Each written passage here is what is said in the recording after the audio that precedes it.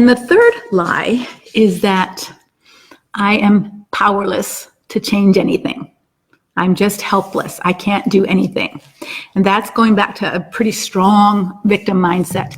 Okay, so if you're feeling powerless to change, let's just use a picture in your mind that I think can help you.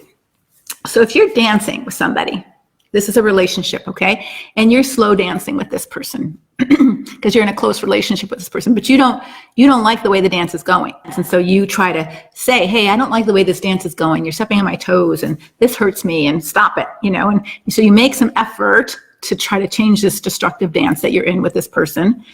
And they tell you, you're ridiculous, you're being too sensitive, you're being unsubmissive, you're being ungodly, shut up, quit criticizing me, don't you have my back, all of that stuff.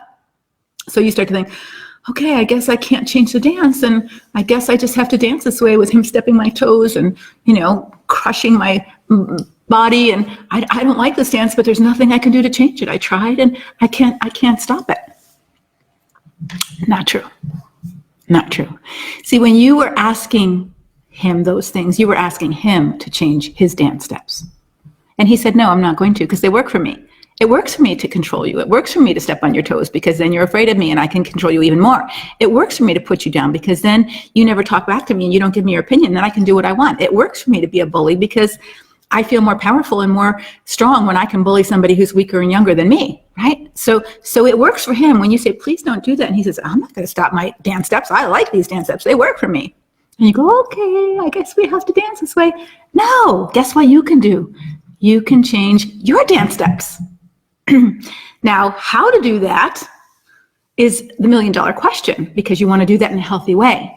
But if you stop dancing that way anymore, cowering under the bully, guess what?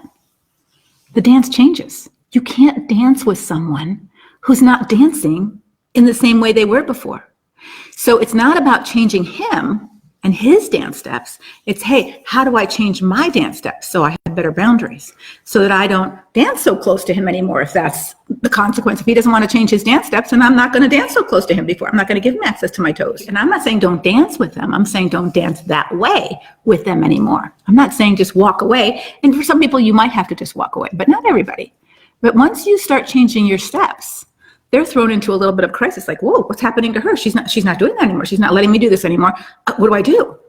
And that little tiny window of crisis gives him an opportunity to say, maybe I need to change my dance steps too if I still want to dance with her. Right? Now, understand when you start changing your dance steps, he will bully you back and make you feel guilty by using those other two lies. It's your fault. I feel that all that. You got to get clear enough here that you don't go there. But once you start changing your dance steps, girlfriend, the dance changes. It can't help but change. Just picture yourself. If you're dancing a slow dance with someone and they keep stepping on your toes and you back away and you say, hey, let's change our dance. I'm going to dance the twist instead of, or I don't dance any, so I'm going to dance something else. And they're like, well, no, I don't want to dance that way. I'm not going to dance that way with you anymore. Now you've got a boundary. Now you've got a voice. Now you're an owner of your body and your emotions, and I'm not dancing that way because I don't like it. You might like it, but I don't like it. And maybe you don't care whether I don't like it, but I care. I don't like it, and I'm not dancing that way anymore. So he's got a choice to make. Once you get that self-awareness, my dance steps are really off. It's not about stopping your dance steps. That's the first step. But how do you learn new dance steps? So you might be listening to this and you're saying, oh gosh, my dance steps are off too.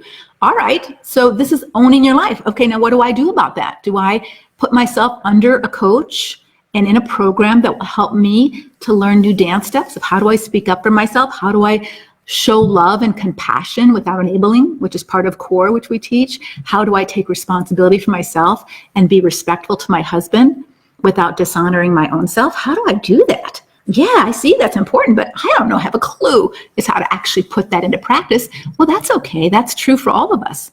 But then steward yourself and do something. Get a coach, hire a counselor, do something that will help you learn what you need to learn. Because when Paul tells us in Ephesians, put off your old way of life, he doesn't just say, stop doing bad stuff.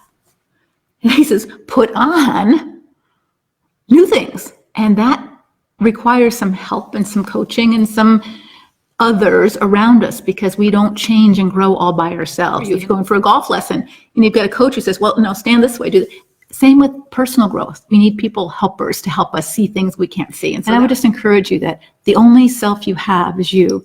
And God says we're not to be a selfish self, for sure, not a self-centered self, but not a husband-centered self. We're to be a God-centered self. But in that relationship, he does call us to steward ourself. And so my question to you is, are you stewarding yourself well? Are you growing into the woman that God called you to be? And if not, why not? Take care. God bless. Bye-bye.